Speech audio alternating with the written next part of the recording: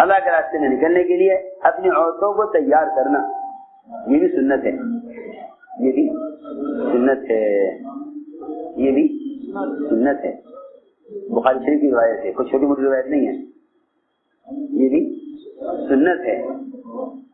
آپ صلی اللہ علیہ وسلم ام حرام بنت ملحان کے گھر میں سو رہے تھے، ہنستے ہوئے اٹھے، کیسے اٹھے؟ ہنستے ہوئے، مسکراتے ہوئے۔ ام حرام نے پوچھا آپ کیوں مسکرا رہے ہیں؟ آپ کو خوشی اس بات کی تھی کہ آپ کے بعد بھی آپ کی امت اس دعوت کے کام کو کرے گی۔ سنو میں کیا کہہ رہا، روایت ہے کہ آپ ہنستے ہوئے اٹھے، سنو آپ ہنستے ہوئے اٹھے۔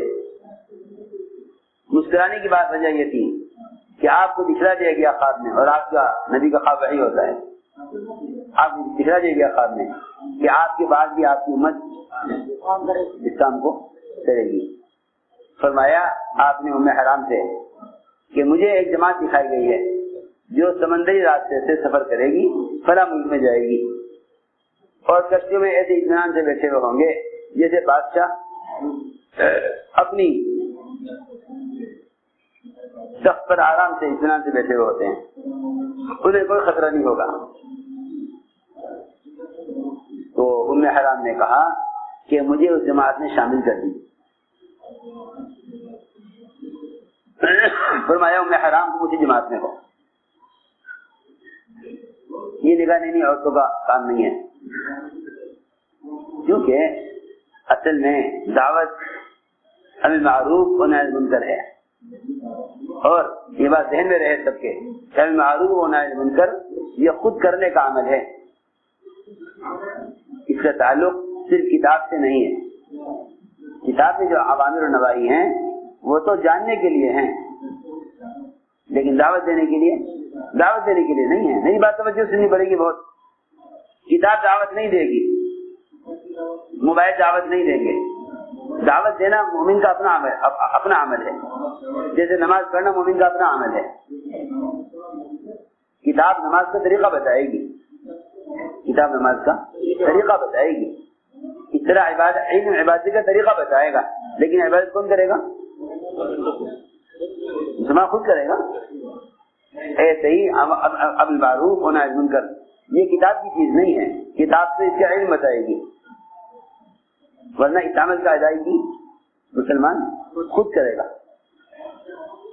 تو میں نے عرض کیا کہ دعوت کی جو ذمہ داری مردوں کی ہے وہ ذمہ داری عورتوں کی بھی ہے۔ یہ خیال غلط خیال ہے کہ دعوت کا کام مردوں کے ذمہ عورتوں کے ذمہ نہیں ہے، کیونکہ امر معروف اور نہی عن المنکر جو اس امت کی افضلیت کا اصل سبب ہے، اس امت کی افضلیت کا اصل سبب ہے، جس کے بغیر یہ امت افضل امت نہیں ہو سکتی، اس میں یہ کام امت کے ذمہ کیا گیا ہے۔ اور یہ کوئی ہے نہیں دنیا میں جو ثابت کر دے کہ عورتیں امت سے الگ ہیں۔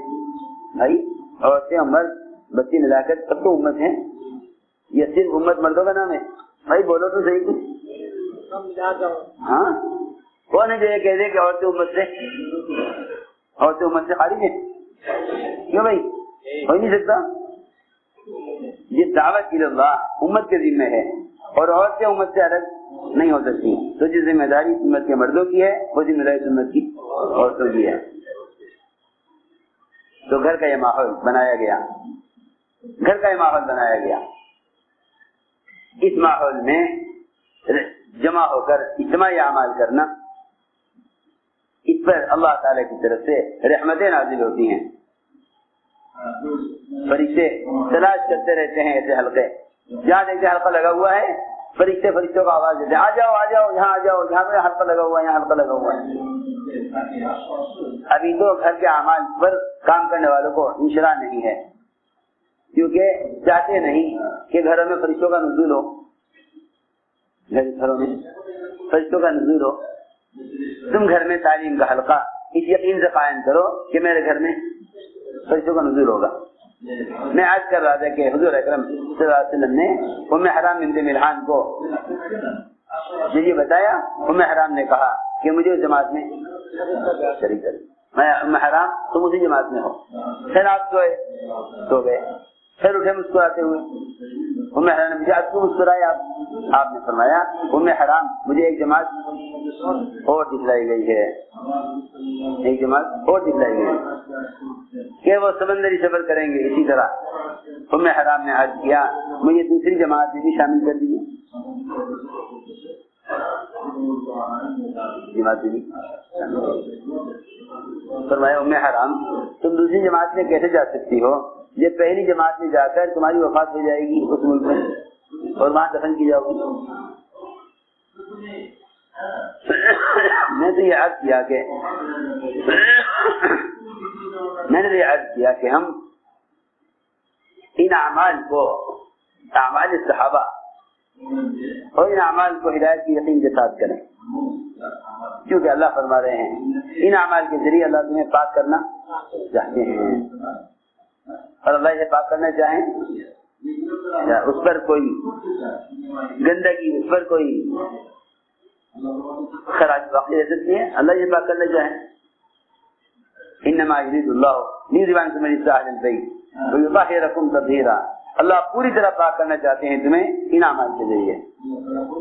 اور یہ اعمال کی قرآن نے اجتماعی طور پر بیان کیے ہیں. اجتماعی طور پر وذکرنا جمع کے طریقے کے ساتھ وذکرنا اجتماعی صیغہ جمع کا استعمال کیا. اسی لیے آپ دیکھیں گے کہ صحابہ کی سیرت میں گھروں کے اندر اعمال اجتماعی ملتے ہیں، گھروں کے اندر اعمال اجتماعی ملتے ہیں. یہ ایک بات یہ ہے کہ اس طرح ہم گھروں کے اندر تعلیم کا حلقہ، قرآن کا حلقہ، اپنی عورتوں کو اللہ کے راستے میں نکلنے کے لیے تیار کرنے کا ماحول بنانے.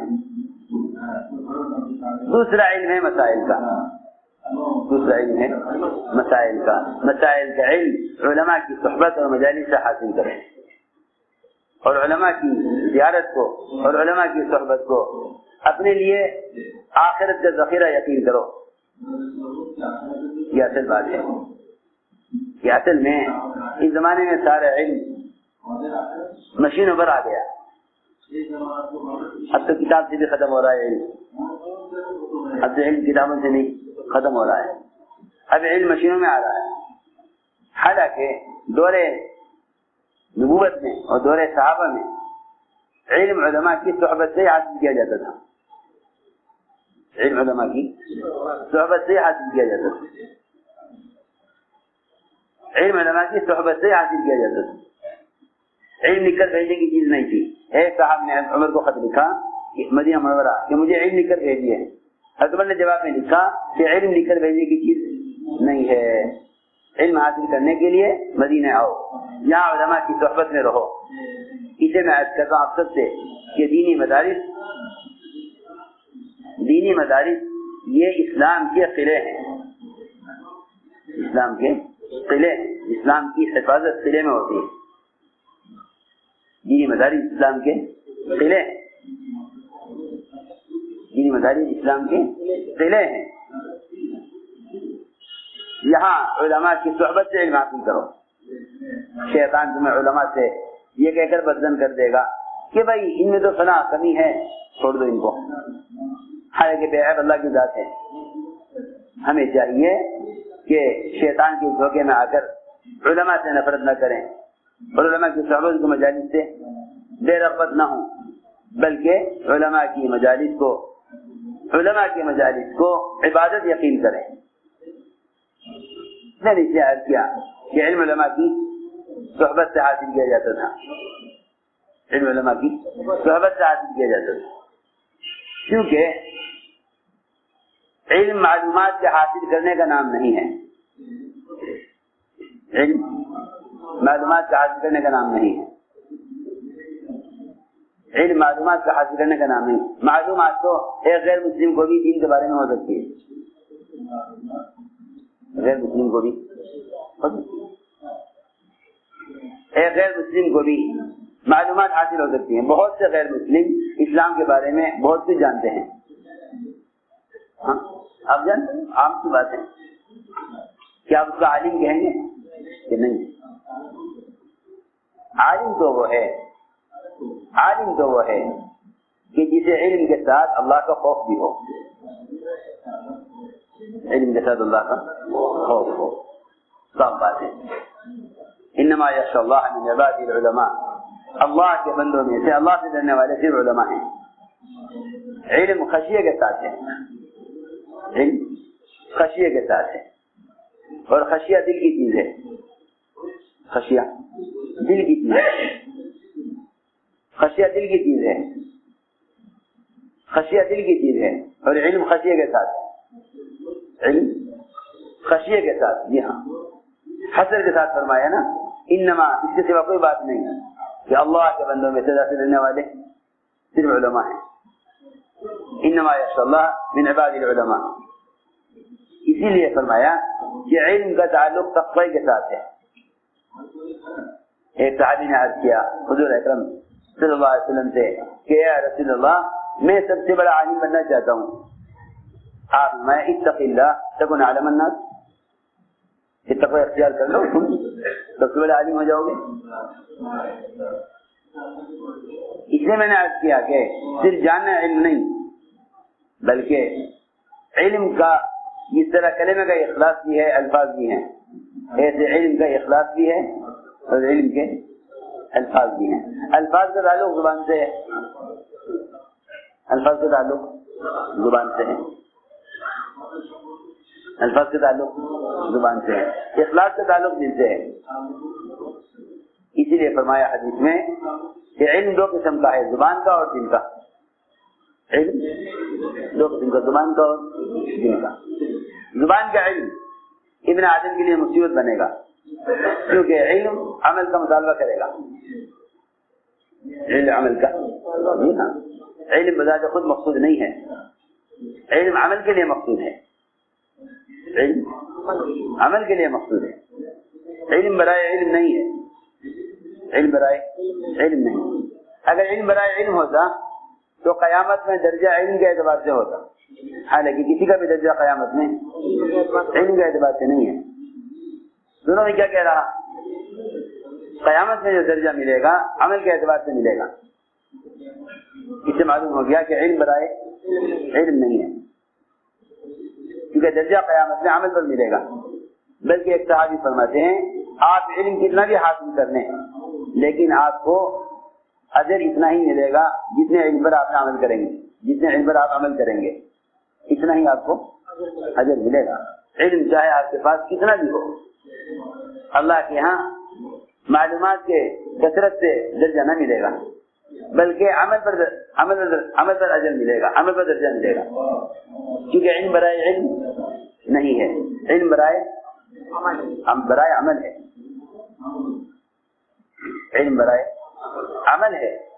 اگر علم برائے علم ہوگا تو پھر یہ علم قیامت میں آپ کے خلاف ہو جائے گا، کیونکہ علم اس سے خوش نہیں ہوگا کہ آپ نے مجھے کتنا حاصل کیا، علم اس سے خوش ہوگا کہ آپ نے مجھ پر کتنا عمل کیا. اس نے فرمایا حجت اللہ کا علیہ کا کہ قرآن یہ تیرے خلاف ہوگا. جی ہاں، جن کے قرآن خلاف ہوگا ان کے پاس بھی قرآن کا علم ہوگا، اور قرآن جن کو جنت میں اعلیٰ درجے پہنچائے گا ان کے پاس بھی قرآن کا علم ہوگا. قرآن کا علم دونوں کے پاس ہوگا، جہنم میں جانے والے کے پاس بھی اور جنت میں جانے والے کے پاس بھی. عجیب بات ہے، دونوں کے پاس قرآن ہوگا. اس کا قرآن اس کو جنت میں لے جائے گا، اس کا قرآن اس کو جہنم میں لے جائے گا. صحیح حدیث میں ہے. اس لیے فرمایا کہ علم دو قسم کا ہے، العلم علمان، علم فی القلب فذاک علم نافع، وعلم علی اللسان فذاک حجت اللہ علی ابن آدم. یہ صحیح حدیث ہے. علم دو قسم کا، زبان کا اور دل کا. زبان کا علم ابن آدم کو نفع دے گا، دل کا علم ابن آدم کو نفع دے گا، لیکن زبان کا علم کہ ابن آدم کے لیے مصیبت بنے گا. دوسری بات یہ ہے کہ حضور اکرم صلی اللہ علیہ وسلم جو علم لے کر آئے ہیں، آپ نے اس علم کو امت تک پہنچانے کے لیے،